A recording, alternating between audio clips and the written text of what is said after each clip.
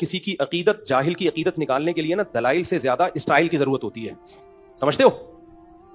جاہلوں کی عقیدت دل سے نکالنے کے لیے دلائل سے زیادہ اسٹائل مؤثر ہوتا ہے. جیسے کوئی کسی کی عقیدت، جاہل کو شرابی زانی کی عقیدت دل میں لے کے بیٹھا ہو تو آپ کیا بولے؟ فراڈی ہے، فراڈی، تاکہ اس کے دل سے دھچکے لگے اس پہ جا کے، اس کو دماغ میں جو یہ گزر گیا کانسیپٹ ہے نا، یہ نکلے. تو میں نے کہا گدھے ہیں سارے ایک نمبر کے. میں نے کہا ان کمبختوں کی اپنی بیٹی کا اتنا اچھا رشتہ آتا نا، ایک بھی استخارہ نہیں نکلواتا، فوراً ہاں کرتا. دوسرے کی بچی کا ان کو غم نہیں ہے. رشتے آج کل کتنے مشکل ہے یار. ایک انسان کا بچہ اتنا اچھا بھلا کھاتا پیتا آدمی اور نیک بھی ہے، لوگ کہہ رہے ہیں اب اس سے زیادہ کہ تو ہم مکلف ہی نہیں ہے نا، ہم کوئی لیپ ٹاپ تھوڑی کروائیں گے. یہ تو یہاں کا نہیں پتا ہوتا، اپنے کزنوں کا نہیں پتا ہوتا، وہ بات میں پتا چلتا ہے.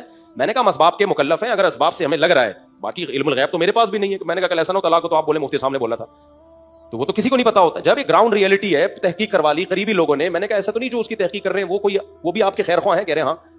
میں نے کہا پھر کیوں انکار کر رہی ہو؟ حدیث میں آتا ہے کہ جب کوئی اچھے اخلاق والا آدمی نکاح کا پیغام بھیجے، اس کے دین اخلاق، میں نے کہا پرسنالٹی بھی چیک کر لیں، خالی اخلاق نہیں ہوتے.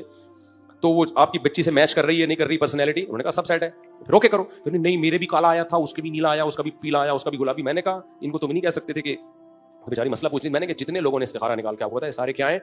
بار بار آپ بزرگ تھوڑی ہوتے ہیں. میں نے کہا گدھے ہیں یہ. کہہ رہی ہے نہیں دیکھیں وہ بزرگ بھی وہی بات کر رہے تھے جو دوسرے والے، دونوں کی باتیں سیم. میں نے کہا دو گدھے جب بولتے ہیں سیم بولتے ہیں. کبھی ایسا نہیں ہوتا کہ وہ گدھا ڈھیچو ڈھیچو کر رہا ہے اور یہ میں کر رہا ہے. وہ خاتون بیچاری نا ایک دم کھلکھلا کے ہنس پڑی نا بیچاری، غیر اختیاری نہیں ہوتا، کیونکہ اس کے دل میں ان کی بزرگی کا ایک سافٹ ویئر انسٹال ہوئے ہیں نا. بزرگ نہیں تھے، نا مولوی تھے، نا مفتی تھے. مفتی کا لفظ تو کہیں بھی تھوپ دو. عاملوں نے، جن چڑیل بھوت بھگانے والوں نے اپنے نام کے ساتھ مفتی لگایا ہوا ہوتا ہے. کون چیک کر رہا ہے کہ مفتی ہے بھی کہ نہیں ہے؟ تو میں نے کہا یہ سب گدھے ہیں، کیونکہ گدھا جس علاقے کا بھی ہو اس نے ڈھیچو ڈھیچو ہی کرنا ہے. سب کی بات کیا ہوتی ہے؟ سیم. تو میں نے کہا بھائی بندہ سمجھ میں آ رہا ہے استخارے کا یہ مطلب ہی نہیں ہے نیلا کالا پیلا گلابی گلاب جامن اور لڈو نکلے آپ کو خواب میں. استخارہ تو دعا ہے. جس نبی نے استخارے کی دعا کا حکم دیا، دعا تو قبول ہوتی ہے نا، نظر تھوڑی آتا ہے دعا میں، کچھ مشورہ تھوڑی اللہ سے. جس نبی نے استخارے کا کہا، اسی نبی نے یہ بھی تو کہا ہے کہ جب کوئی اچھا آدمی نکاح کا پیغام بھیجے تو ہاں کیا کرو. یہ تھوڑی کہا کہ استخارہ نکال کے نہ کر دو اس کو.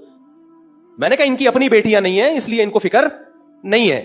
اپنی بیٹی ہوتی میں نے کہا یہ سارے کوئی نہیں نیلا پیلا نکالتا. کہتا ہے یورپ کا رشتہ آیا ہے بیٹا، صحیح ہے نا، باہر ہے بندہ، اسٹیبل ہے. کراچی میں کیا پتا آج رشتہ ہے کل ڈاکو مار کے بچی کو بیوہ کر دیں. یہاں تو کوئی بھروسہ ہی نہیں ہے. یورپ والے لوگ یہاں آتے ہیں بیویوں کو بیوہ کر کے جاتے ہیں بیچارے. تو یہاں کے حالات ایسے چل رہے ہیں. میں نے کہا بہترین. ہاں اب آگے کہ وہ کس ماحول میں رہتا ہے، وہاں اسلامی سوسائٹی میں مسلمان جہاں زیادہ ہوں تو وہاں تربیت کا ہوتی ہے، لیکن جہاں مسلم کمیونٹی کم ہے وہاں تربیت آگے اولاد کی بڑی. وہ اس پہلو پہ غور کر لیں. تو سمجھ رہے ہو کہ نہیں سمجھ رہے ہو بھائی؟ یہ مذہب کا بہت غلط استعمال ہو رہا ہے. تو میں نے حضرت کو پیغام بھجوایا تھا لیکن پتہ نہیں کسی نے دیا کہ نہیں دیا. میں نے کہا یہ جو پھلترو آپ کے ساتھ چپکا ہوا ہے نا، یہ جن چڑیل بھوت بھگانے کے لیے یہ خود ہی بھوت کی طرح چپکا ہوا ہے، اس کو بھگاؤ یہاں سے. پتہ نہیں حضرت کو کسی نے پیغام دیا یا نہیں دیا، رہ گیا. یہ مٹکے وٹکے توڑنا، سوئیاں نکلنا، یہ سب دماغ کا کھیل ہوتا ہے. سمجھ رہے ہو؟ یہ سب دماغ کو کیپچر کرتے ہیں. یخیل الیہ من سحرہم انہا تسعی. قرآن کہتا ہے جادوگروں نے جو لاٹھیاں ڈالی تو مسمرزم کیا، سامنے والے کے دماغوں کو کیپچر کیا، جس سے یہ لگا کہ یہ لاٹھیاں سانپ ہیں. حقیقت میں وہ سانپ نہیں تھیں. جب یہ عامل لوگ مٹکے توڑتے ہیں، اس میں سے سوئیاں نکالتے ہیں اور یہ انڈے گندے سڑے ہوئے نکلتے ہیں اور لگتا ہے جادو ٹوٹ گیا. کچھ بھی نہیں ٹوٹ رہا ہوتا. یا تو کوئی بندہ چھپا کے بٹھایا ہوا ہوتا ہے مٹکا پھینکنے کے لیے. ایک کیس یہ بھی، یا تو مسمرزم کرتے ہیں. ایک کیس میرے سامنے آیا، ایک عامل گیا گھر میں سروے کیا. یہ سروے پتہ ہے کیا کر رہے ہوتے ہیں؟ جن نہیں سونگ رہے ہوتے. یہ جن نہیں سونگ رہے ہوتے، یہ سروے کرتے ہیں کہ یہاں کہاں کہاں سے ان کو الو بنایا جا سکتا ہے. وہ یوں کر کے دیکھ رہا ہوگا ایک مٹکا یہاں سے بھی فائر کروایا جا سکتا ہے، ایک مٹکا.